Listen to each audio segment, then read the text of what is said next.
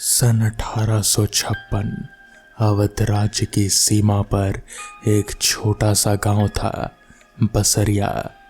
चारों ओर घना जंगल, बीच में एक पीपल का पुराना पेड़ और उस पेड़ के पीछे शमशान घाट। गांव के बुजुर्गों ने हमेशा चेतावनी दी थी, सूरज डूबने से पहले घर लौट आना, वरना कलिया मसान की परछाई साथ चली आएगी। कलिया मसान एक ऐसा नाम जिसे सुनते ही बच्चों के चेहरे पीले पड़ जाते थे और बूढ़ों की आंखों में डर की धुंध छा जाती थी। कहा जाता था वो एक चांडाल था जो सदियों पहले उस शमशान में लाशें जलाया करता था, लेकिन एक रात उसने मृतकों की चिताओं से सोना चुराया और शमशान की आत्माओं का श्राप उस पर पड़ गया। उसकी आत्मा वहीं जलकर राख में बस गई और तभी से वो बना मसान का रखवाला। गांव में एक साहसी युवा था, गणेश। उसकी उम्र लगभग 19 साल। उसने बुजुर्गों की बातों को झूठी अफवाह समझा और एक रात शर्त में जीतने के लिए शमशान की ओर निकल पड़ा। जैसे ही उसने पीपल के पेड़ के नीचे कदम रखा, हवा में एक सन्नाटा छा गया। जानवरों की आवाजें थम गई और चारों ओर की रात मानो ठहर गई। चिता की बची हुई लकड़ियां अपने आप चटकने लगीं। गणेश को सब सूना सूना लग रहा था, पर वो रुका नहीं। शमशान के बीचों बीच एक पुरानी चिता राख में दबी थी, जिस पर लाल सिंदूर से एक तंत्र मंत्र बना हुआ था। गणेश ने जैसे ही उस राख को हाथ लगाया, एक भयानक चीख हवा में गूंजी। ऐसी आवाज जो किसी इंसान की नहीं थी। अचानक सब कुछ धुंधला हो गया। हवा ने ठंड की जगह एक अजीब सड़ाद का रूप ले लिया, जैसे किसी जली हुई लाश की बदबू हो। गणेश के पीछे एक काली छाया खड़ी थी, 2 जलती हुई आंखें, राख से लथपथ शरीर और होठों पर एक डरावनी मुस्कान। तूने मुझे जगा दिया, वो बोला। गणेश भागा, लेकिन शमशान अब बदल चुका था। वो एक भूल भुलैया बन गया था। पेड़ की शाखाएं खुद ब खुद आगे बढ़ रहे थे, जैसे किसी अदृश्य ताकत से चल रही हो। हर मोड़ पर उसे एक जली हुई लाश दिखती, कभी किसी औरत की हड्डियां, कभी बच्चों की चीखें और कभी कभी वो खुद को अपनी ही चिता के सामने खड़ा पाता। एक जगह उसे अपनी माँ की आवाज सुनाई दी, गणेश लौटा बेटा। पर जैसे ही उसने पलट कर देखा, उसकी माँ की आंखें बाहर निकली हुई थी और गले से खून टपक रहा था। गणेश ने किसी तरह पीपल के पेड़ तक वापसी की, पर वहां उसे एक बूढ़ा बाबा मिला जो वही तंत्र मंत्र बोल रहा था जो राख पर लिखा था। तू भाग नहीं सकता बालक, बाबा बोला। तू उसकी छाया बन चुका है। गणेश ने देखा उसकी परछाई हिल नहीं रही थे, बल्कि जमीन से उठ रहे थे और उसे निगलने की कोशिश कर रहे थे। पूरी रात गणेश चीखता रहा, मगर कोई आवाज गांव तक नहीं पहुंची। सुबह गांव वालों ने देखा पीपल के पेड़ के नीचे एक और चिता जली थी। राख अभी भी गर्म थे। चिता के पास वही तंत्र मंत्र लिखा था, पर अब उसमें एक नाम और जुड़ चुका था, गणेश। गांव में अब हर साल उसी दिन एक और युवक गायब हो जाता और शमशान की चिता से हर बार एक नई परछाई उठती। कहते हैं कलिया मसान अब अकेला नहीं रहा, अब वो दूसरों को भी अपने जैसा बना रहा है, और अगला कौन होगा कौन जाने। पर कभी कभी किसी आत्मा को बांधने की कोशिश सारे संसार को मुक्त कर देती है, मौत से नहीं पर मरने की कामना से। और तंत्र की सबसे बड़ी गलती होती है जब साधक खुद साध्य बन जाए।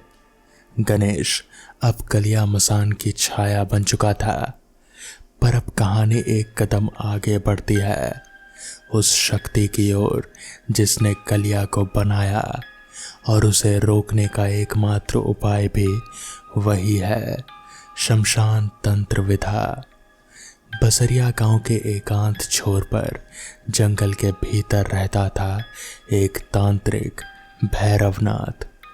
लंबे जूट बाल, भस्म से सना शरीर और आंखें जो किसी भी इंसान के दिल की गहराई तक देख सकते थे। भैरवनाथ कोई सामान्य तांत्रिक नहीं था, वो शमशान साधना का जानकार था। ऐसी साधना जिसमें रात के तीसरे पहर चिता की आग के सामने बैठकर मृत आत्माओं से संपर्क साधा जाता है। उसे खबर मिली एक नई परछाई जाग चुकी है, और मसान में अब कोई पुराना नियम नहीं बचा है। भैरवनाथ ने शमशान की ओर रुख किया। अपने साथ उसने 4 चीजें ली। 108 जली हुई अस्थियों से बनी भस्मकंठ माला जो मसान के प्रभाव को रोक सकती थी। दूसरा चक्रव्यूह रेखा, रुद्राक्ष और रक्त से बना एक गोला जो आत्मा को बांधता है। तीसरी काल निवारण सूत्र जो तांत्रिक मंत्रों से बंधा धागा था, जो मृत्यु की शक्ति को कुछ समय के लिए रोक सकता है। और मृत संजीवनी अग्नि, एक विशेष धूप जिसे जलाने पर मृत आत्माएं सामने आ जाती हैं। भैरवनाथ ने रात के तीसरे पहर पीपल के नीचे तांत्रिक चक्र बैठाया और शुरू हुई मसान वध विधा। जैसे ही तंत्र शुरू हुआ, शमशान की हर चिता पर से राख उड़ने लगी। अंधकार में सैकड़ों आत्माएं भैरवनाथ के चारों ओर घूमने लगी, जलते हुए चेहरों के साथ, फटी हुई आंखों के साथ। और तभी एक धुएं से भरी हुई परछाई मध्यम होकर आकार लेने लगी। गणेश की आत्मा, अब कलिया मसान की छाया, पर उसके चेहरे पर दर्द नहीं था बल्कि हंसी थी। तू सोचता है तुड़का लगाएगा और मुझे बांध देगा भैरवनाथ? अब मैं अकेला नहीं रहा, अब मसान मेरा दरबार है। भैरवनाथ ने भस्मकंठ माला उठाकर मंत्र बोला। राख हवा में फैल गई। परछाई चीखी, लेकिन अगले ही पल राख वापस इकट्ठा होकर एक और परछाई बन गई। वहां अब 2 परछाइयां थे। भैरवनाथ ने चक्रव्यूह रेखा बनाई, लेकिन परछाई ने अपने ही शरीर से एक कटा हुआ हाथ निकालकर रेखा पर फेंक दिया और रेखा टूट गई। तांत्रिक वध का समय आ गया था। भैरवनाथ ने संजीवनी अग्नि जलाकर चक्र मंत्र बोला। शमशान की हवा लाल हो गई, धरती कांपने लगी। एक चीख जो ना नर की थी ना नारी की, शमशान को हिला गई। आखिर में जब भैरवनाथ ने आत्मा पर अंतिम तांत्रिक मंत्र फेंका, तब गणेश की परछाई चिल्लाई, मैं नहीं, कलिया नहीं, हम नहीं, हम वो हैं जिन्हें तुमने मारा था भैरव। भैरवनाथ का चेहरा पीला पड़ गया। उसे याद आया, वर्षों पहले तंत्र की लालसा में उसने कई बेकसूरों की बलि चढ़ा दी थी। ये परछाइयाँ उसी का प्रतिशोध थे। उनकी आत्माएं अब कलिया मसान का हिस्सा बन चुके थे, और अब उनका अगला शिकार था भैरवनाथ। सुबह जब गांव वालों ने शमशान देखा, वहां एक नई चिता जली थी और उसके पास सिर्फ एक चीज पड़ी थी, भस्म कंठमाला। उस पर राख से लिखा था, अब तंत्र हमारा है, अगला तांत्रिक कौन। तो दोस्तों, ये थी आज की पहली कहानी। तो चलिए बढ़ते हैं आज की दूसरी कहानी की ओर। बरसात के मौसम की एक काली रात थी। आसमान में बादल गरज रहे थे और हवा में मिट्टी के गंध के साथ किसी अजीब सी नमी घुली हुई थी। गांव के किनारे एक सुनसान बाग था, जिसके बीचों बीच एक टूटा फूटा कुआं था। बुजुर्ग कहते थे कि उस कुएं के पास रात में मत जाना, वहां चीर बत्ती जलती है। कहते हैं कई साल पहले उसी कुएं में एक औरत की लाश मिली थी, जिसने अपने गहनों और चूड़ियों के साथ छलांग लगाई थी। तब से अमावस की रातों में वहाँ एक छोटी सी लालटेन जैसी रोशनी जलती दिखती थी। लेकिन अजीब बात यह थी कि वो रोशनी किसी इंसान के हाथ में नहीं होती थी। वो हवा में तैरती, धीमे धीमे पास आती। उस रात रमेश गांव से लौट रहा था। शॉर्टकट लेने के चक्कर में वो उसी बाग के रास्ते निकल पड़ा। बिजली चमकी तो उसने दूर कुएं के पास एक टिमटिमाती रोशनी देखी। पहले तो उसे लगा कोई मछुआ या चरवाहा होगा, पर जैसे ही वो पास आया उसकी सांस अटक गई। वो चीर बत्ती जमीन से 2-3 हाथ ऊपर तैर रहे थे और उसके पीछे अंधेरे में किसी के पायल की हल्की सी छनक सुनाई दे रही थी। रमेश पीछे हटने लगा, मगर रोशनी उसकी तरफ खिसकने लगी। हर बार जब बिजली चमकती, रोशनी के अंदर से किसी औरत का पीला सूजा हुआ चेहरा झलक जाता। उसकी आंखें खून जैसी लाल थीं और होठों पर अजीब सी मुस्कान। अचानक हवा का एक तेज झोंका आया और रोशनी उसके बिल्कुल सामने आ गई। उसी पल पायल की आवाज़ रुक गई और एक फुसफुसाती हुई आवाज़ उसके कान के पास गूंजी, तू भी मेरे साथ चल, कुएं में नीचे बहुत अकेली हूं मैं। अगली सुबह गांव वाले बाग में पहुंचे तो कुएं के पास रमेश के जूते पड़े थे और पानी पर तेल की हल्की परत तैर रहे थे, जैसे कोई दिया अभी अभी बुझा हो। रमेश के गायब होने के बाद गांव में किसी की हिम्मत नहीं हुई कि रात के वक्त उस बाग के पास जाए। लेकिन उत्सुकता के मारे एक दिन जोगी नाम का एक ओझा वहां पहुंचा। उसके पास एक लोहे की छड़ी, नींबू मिर्च और तांबे का कटोरा था। उसने तय किया कि वो उस चीर बत्ती का सच सामने लाएगा।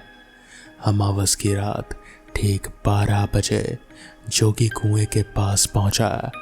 हवा बिल्कुल थम चुकी थी। अचानक बिना किसी आवाज के कुएं के ऊपर फिर वही रोशनी जल उठी, धीमे धीमे गोल गोल घूमते हुए। जोगी ने मंत्र पढ़ना शुरू किया, मगर उसकी आवाज कांपने लगी। रोशनी हिलने लगी और फिर उसके अंदर से एक औरत का आधा सड़ा हुआ चेहरा बाहर झांकने लगा। आंखों के नीचे काले गड्ढे, बालों में गीली काई और होठों से टपकता गंदला पानी। क्यों बुलाया मुझे? वो कराहती हुई आवाज हवा में फैल गई। जोगी ने कांपते हाथ से छड़ी उठाई और नींबू मिर्च रोशनी की ओर फेंकी। पल भर में रोशनी बुझ गई, लेकिन अंधेरा और गहरा हो गया। तभी पीछे से पायल की छनक सुनाई दी, तेज और करीब आती हुई उसने मुड़कर देखा एक सफेद साड़ी में भीगा हुआ शरीर, जिसका चेहरा छाया में छिपा था, धीरे धीरे उसकी तरफ आ रहा था। जोगी ने मंत्र पढ़ते हुए भागना चाहा, लेकिन उसके पैर जैसे जमीन में धंस गए। औरत ने उसके कान के पास आकर फुसफुसाया, अब तू मेरे साथ रहेगा हमेशा के लिए। अगली सुबह कुएं के पास किसी ने जोगी को नहीं देखा। सिर्फ लोहे की छड़ी आधी जंग लगे और तांबे का कटोरा पानी में तैर रहा था। और हाँ, तेल की हल्की गंध पूरे बाग में फैली हुई थी। अब गांव वाले कहते हैं पहले चीर बत्ती बस अमावस को आते थे, पर जोगी के बाद वो किसी भी रात किसी भी वक्त जल सकती है। और अगर रोशनी तुम्हारी आंखों में पड़ गई तो शायद तुम भी वापस ना आओ। तो दोस्तों, ये थी आज की दूसरी कहानी। तो चलिए बढ़ते हैं आज की तीसरी कहानी की ओर। गांव का नाम था कालीपुर। यह गांव दिन में जिंदा लगता था, लेकिन रात होते ही मर जाता था। शाम ढलते ही कोई बाहर नहीं निकलता। दरवाजे बंद, खिड़कियां बंद और बच्चों को सख्त हिदायत, कब्रिस्तान की तरफ मत देखना, क्योंकि कब्रिस्तान के बीचों बीच अजीब सन्नाटा और भयानक परछाइयां रहती थीं। रवि गांव का सबसे बहादुर लड़का था। वो हंसकर कहता, डर सिर्फ कहानियों में होता है। एक रात वो शराब पीकर कब्रिस्तान गया। लोगों ने उसे रोका। उसने हंसकर कहा, सुबह सबको दिखाऊंगा, वहां कुछ नहीं है। सुबह रवि वापस नहीं आया। तीसरे दिन उसकी लाश मिली, लेकिन उसकी आंखें खुली थी और मुंह फैला हुआ था। चेहरे पर ऐसा डर जैसे मौत से पहले कुछ डरावना देखा हो। सबसे डरावनी बात, उसके सीने पर छोटे छोटे पैरों के निशान थे, जैसे कोई उस पर बैठकर हंस रहा हो। कब्रिस्तान जाग उठा। उस रात के बाद गांव में अजीब चीजें शुरू हो गई। रात को कोई नाम लेकर पुकारता, छत पर चलने की आवाज आती, औरत के बाल अपने आप खुल जाते हैं, बच्चों की नींद में कोई थप्पड़ मार देता। सब कहते हैं वो जाग गई है। लोग उसे चुड़ैल कहते थे, क्योंकि वो दिखती बहुत सुंदर थी, लेकिन मौत फैलाती थी। सफेद कपड़े, खुले बाल, चेहरे पर हल्की मुस्कान, लेकिन जिसने उसके पास से देखा वो जिंदा नहीं बचा। उसकी पीठ उल्टी थी और पैर जमीन को छूते नहीं थे। सीमा, गांव की औरत, रात को पानी भरने गई, लौटी ही नहीं। सुबह उसकी लाश कुएं के पास मिली, लेकिन उसका सिर पीछे की तरफ मुड़ा हुआ था। डॉक्टर बोला, ये इंसान नहीं कर सकता। उसके बाल सफेद हो चुके थे, जैसे एक रात में बूढ़ी हो गई हो। सच सामने आता है। गांव का बूढ़ा पंडित बोला, वो चुड़ैल है। सालों पहले उसी कब्रिस्तान में एक लड़की को जिंदा जलाया गया था। उसका कसूर, उसने एक राजा को ठुकरा दिया था। मरते वक्त उसने कहा था, मैं चुड़ैल बनकर लौटूंगी और मौत बन जाऊंगी। 3 लोग हिम्मत करके गए, पंडित, एक तांत्रिक और अर्जुन। रात 12 बजे कब्रिस्तान में हवा रुक गई, कब्रें खुद खुलने लगी। तभी वो सामने आई, सुंदर, मुस्कुराती, लेकिन आंखों में काला गड्ढा। उसने बोला, कौन मुझे जगाने आया है? तांत्रिक ने मंत्र पढ़ा। उसने जोर से हंस दिया। अगले ही पल तांत्रिक हवा में उठा और 2 हिस्सों में मुड़ गया। पंडित कांप रहा था। अर्जुन भागना चाहता था। तभी चुड़ैल ने अर्जुन को देखा और बोली, तू मेरा है। पंडित चिल्लाया, भाग, ये उसी की आत्मा है। अर्जुन को याद आया, उसकी माँ की मौत भी इसी कब्रिस्तान के पास हुई थी। चुड़ैल उसकी माँ थे। आखिरकार जो डर छोड़ जाता है। सुबह कब्रिस्तान शांत था, तीनों गायब थे, लेकिन गांव में एक बच्चा पैदा हुआ। उसकी आंखें जन्म से खुली थी और नर्स ने कहा, यह बच्चा रात में हंसता है और कब्रिस्तान की तरफ देखता है। आज भी कालीपुर में रात को एक औरत खड़ी दिखती है, सुंदर, मुस्कुराती, लेकिन अगर उसने तुम्हारा नाम लिया तो समझ लेना तुम अगली कहानी बन सकते हो। तो दोस्तों, ये थी आज की तीसरी कहानी। तो चलिए बढ़ते हैं आज की आखिरी कहानी की ओर। आकाश, राहुल और विवेक तीनों कॉलेज के दोस्त हैं। हर साल की तरह इस बार भी उन्होंने गर्मियों की छुट्टियों में हिमाचल प्रदेश की ट्रिप प्लान की।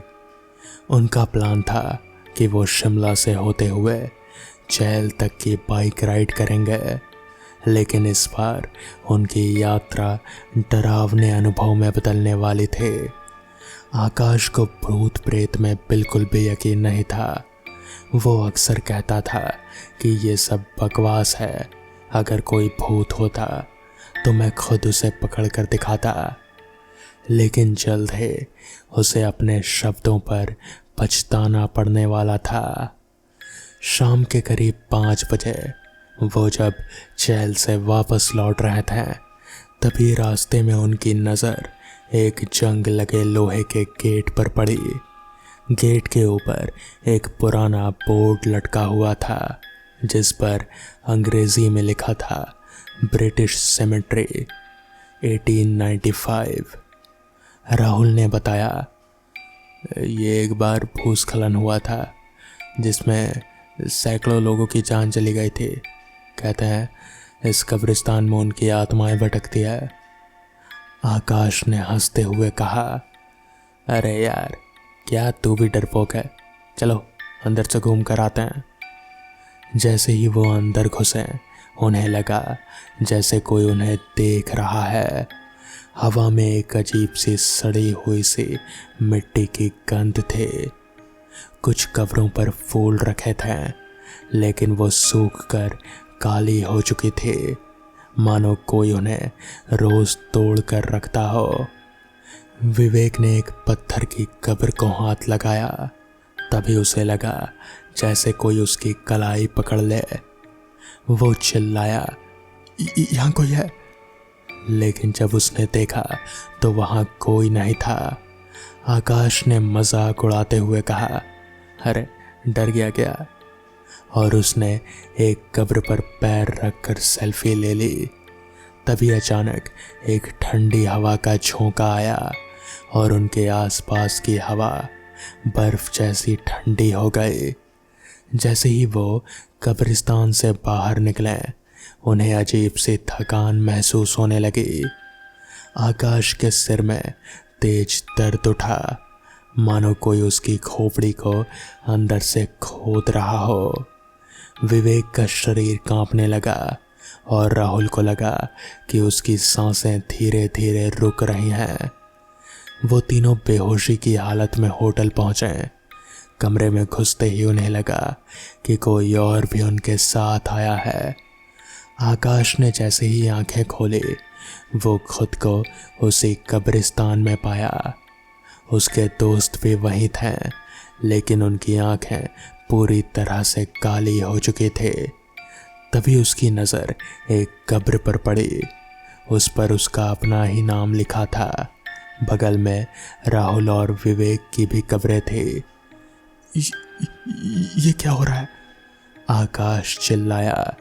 तभी राहुल का कटा हुआ सिर उसके पैरों से टकराया। विवेक ने उसकी गर्दन पकड़कर हवा में उठा लिया। आकाश ने जोर से चीख मारी और अचानक उसकी आंखें खुल गई।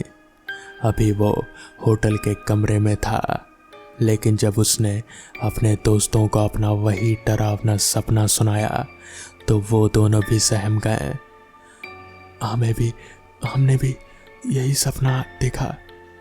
वो तीनों कांपते हुए होटल के रिसेप्शन पर पहुंचे। वहां खड़ा सोनू नाम का वेटर, जो पहाड़ी रहस्यों से वाकिफ था, उनकी हालत देखकर समझ गया। तुम लोगों ने कब्रिस्तान की आत्माओं को नाराज कर दिया, वो अब तुम्हारा पीछा करेंगी।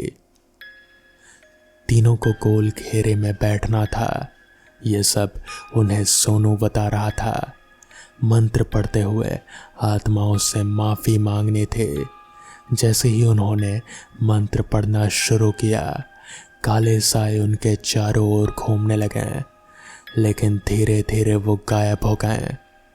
क्या वाकई में सब कुछ खत्म हो गया?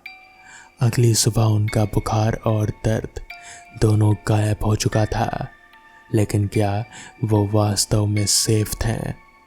कभी कभी रात में आकाश को किसी के सांस लेने की आवाज़ सुनाई देती है। विवेक को अक्सर लगता है कि कोई उसे देख रहा है, और राहुल अब कभी शीशे में अपनी परछाई नहीं देखता। क्या वो आत्माएं अभी भी उनके साथ घूमती हैं? तो दोस्तों, ये थी आज की कहानियाँ। अगर आपको ये कहानियाँ पसंद आई हों तो वीडियो को लाइक और चैनल को सब्सक्राइब करना ना भूलें। तो मैं आपका दोस्त आर्यन जल्द ही मिलूँगा आपसे ऐसी ही किसी नई कहानी के साथ।